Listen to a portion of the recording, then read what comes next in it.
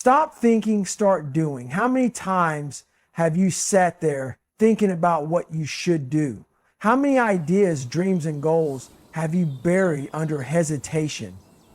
I'll tell you the truth you don't want to hear. Thinking too much is the problem. The more you think, the more you doubt.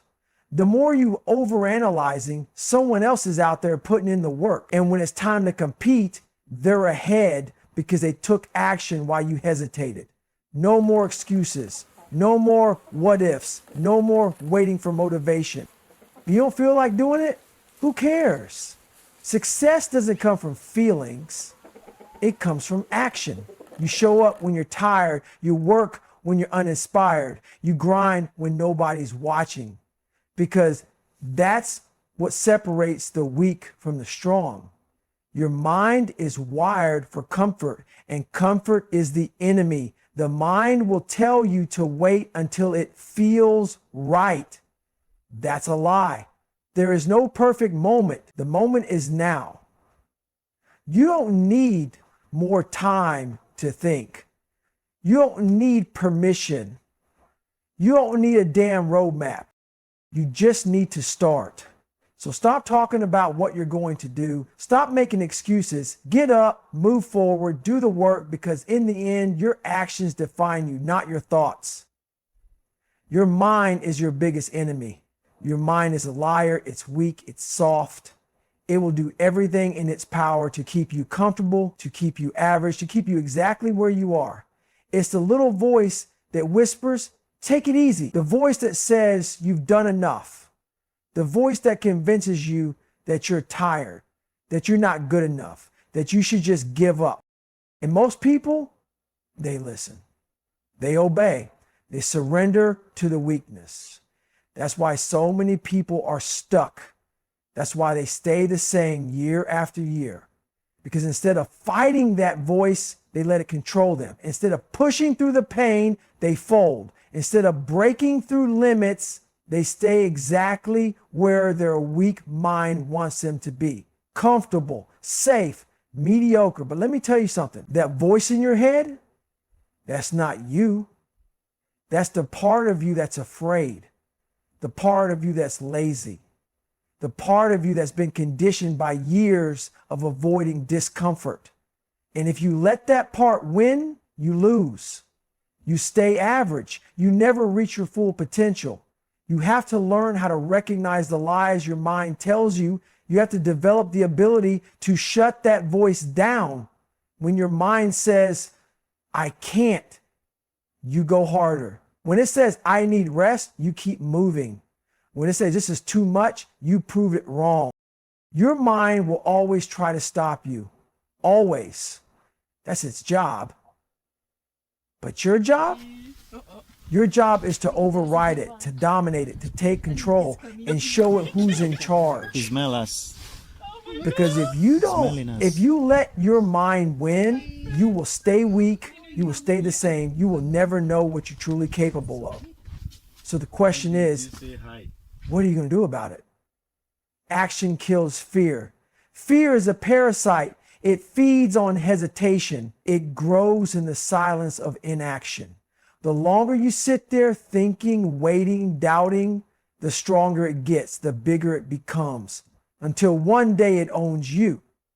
Most people let fear dictate their entire lives. They tiptoe through life, avoiding risk, dodging discomfort, running from anything that might challenge them. Why? Because they're stuck in their own damn heads. They overthink. They play out worst case scenarios. They talk themselves out of taking action before they even start. But here's the truth. Fear is a coward. Fear thrives in your imagination. But the moment you move, the moment you take action, it shrinks. Think about it. How many times have you built something up in your head, thought it was going to be impossible, thought you weren't ready, thought you might fail, only to finally do it and realize it wasn't as bad as you made it out to be? That's because fear is all talk. It's an illusion. And the only way to expose it is to act. When you move, when you take that first step, fear has no choice but to step back. When you push through the resistance, when you do the thing that scares you, you weaken its grip. Every time you face fear head on, you take away its power. You build momentum. You gain confidence. And eventually, fear stops controlling you because you've shown it that you are stronger than it is. But most people never get there. They let fear win before the fight even starts. They sit back, paralyzed, waiting for courage to magically appear. Newsflash, it won't. Courage is built in motion. You don't wait to feel brave. You act despite the fear. You step into the fire. You do the thing that terrifies you. And once you do, you realize you were the one holding yourself back the entire damn time. So ask yourself, what's stopping you? And what are you going to do about it? Overthinking is the death of progress. Overthinking is a disease. It's the slow, silent killer of dreams. It's the voice in your head that tells you to wait, to analyze, to make sure everything is just right before you take action. And guess what? While you're sitting there thinking, planning, second guessing, someone else is out there doing. Someone else is grinding, failing, learning, and getting ahead while you're stuck in your own head. You want to know why so many people never make it? Because they're too busy thinking about doing instead of actually doing. They drown in the what ifs.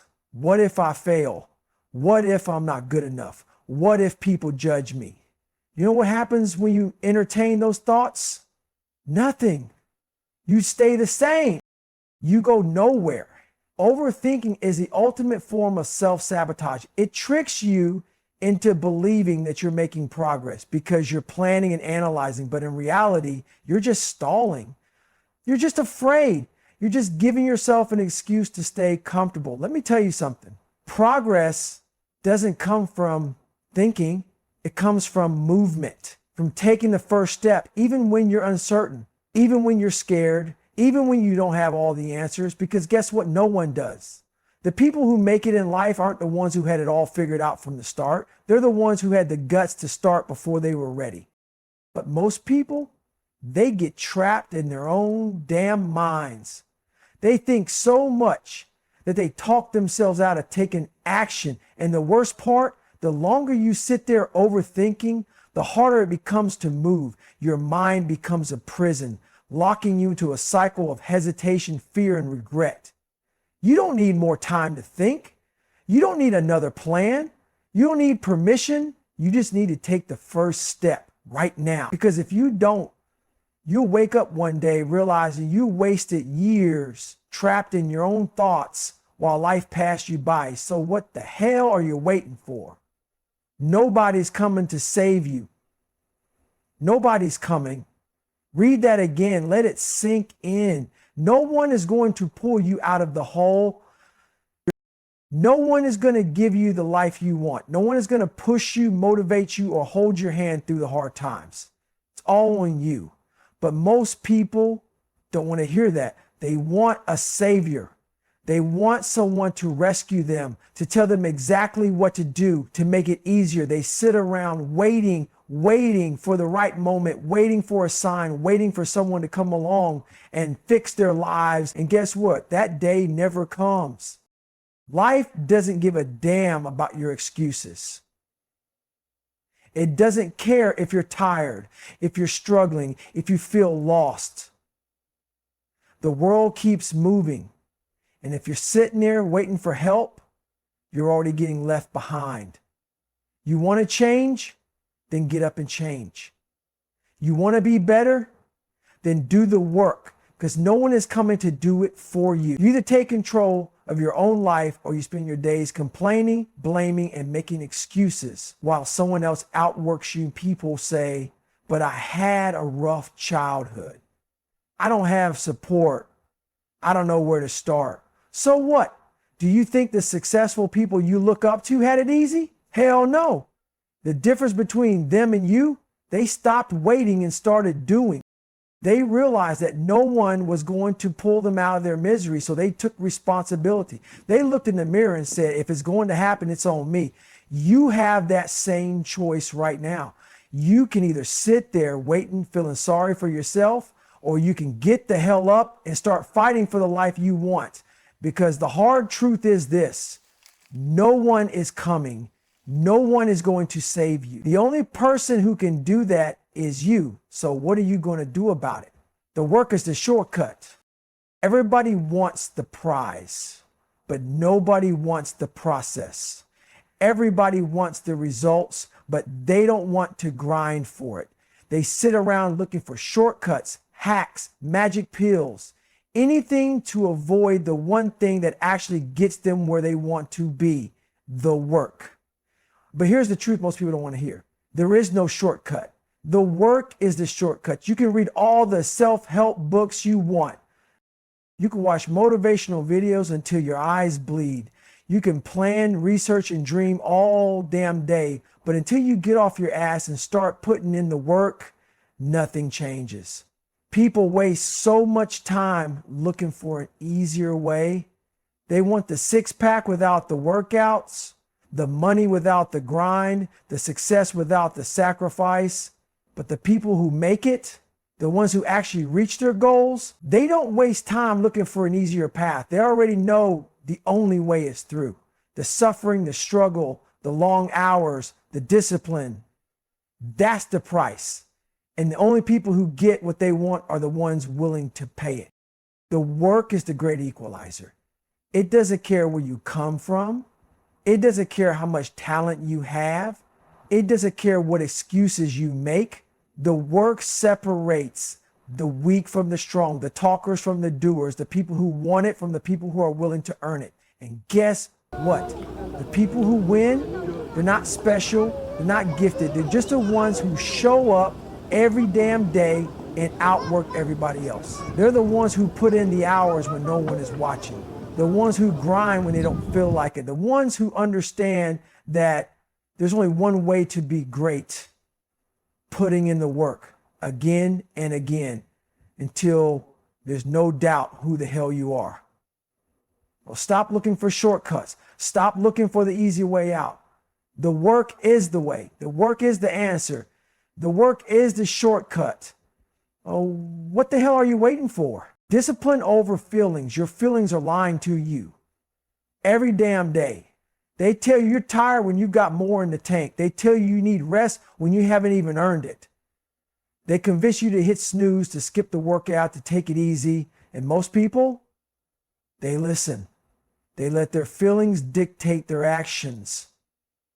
And that's why they stay weak. Discipline doesn't give a damn about how you feel. Discipline is what gets you up when your body says stay down. Discipline is what makes you show up when motivation is nowhere to be found. Discipline is what separates the people who talk about greatness from the ones who actually go out and take it. Everybody wants to feel good before they take action. They want to be in the mood to train, to work, to grind. But guess what? If you wait to feel like it, you'll never do a damn thing. The people at the top, the ones who dominate in life, they're not running on feelings. They're running on discipline. They do what needs to be done no matter what. Your feelings are soft. They want comfort. They want easy. And easy will never make you great. But discipline is the hammer that crushes weakness. Discipline is showing up when you're exhausted, when you're frustrated, when life is throwing every excuse at you. Discipline is looking at your feelings and saying, I don't care. I do the work anyway. Most people never understand this. They think success is about talent, about luck, about waiting for the perfect moment. It's not. It's about mastering yourself.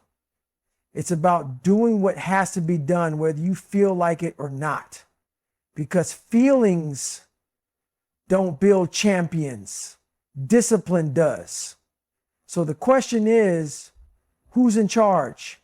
You or your feelings? Your future self is watching.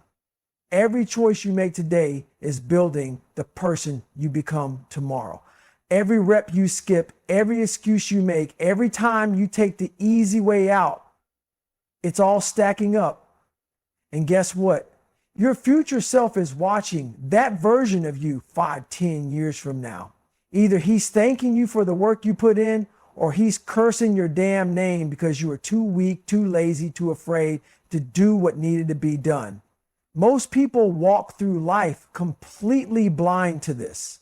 They act like today doesn't matter, like their choices are just small, meaningless decisions. I'll do it tomorrow. It's just one missed workout.